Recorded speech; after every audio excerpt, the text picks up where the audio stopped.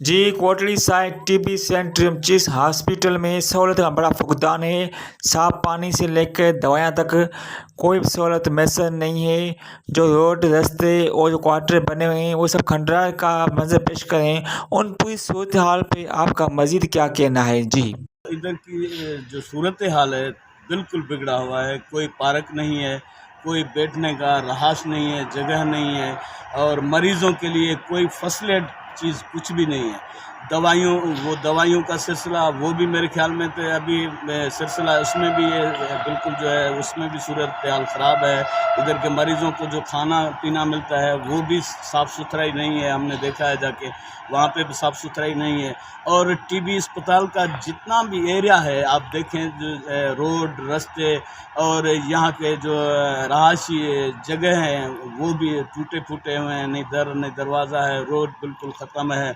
जहाँ पे कॉलोनी है, इनकी रहायश है, जहाँ पे मुलाजिम रहते हैं, वो कॉलोनी बिल्कुल ख़त्म हो चुकी है।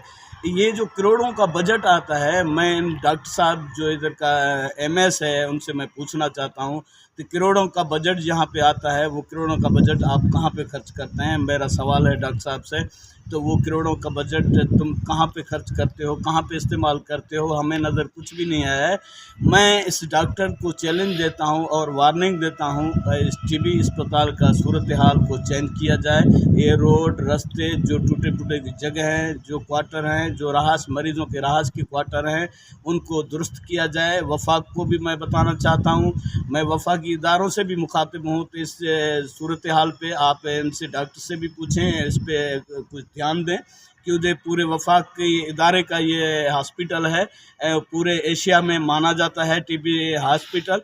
तो मेरा रिक्वेस्ट है वज़ीर आज़म पाकिस्तान से और चीफ़ आर्मी स्टाफ से रिक्वेस्ट है और चीफ़ जस्टिस पाकिस्तान से भी मैं रिक्वेस्ट करता हूँ तो इस पे मज़ीद ध्यान दें।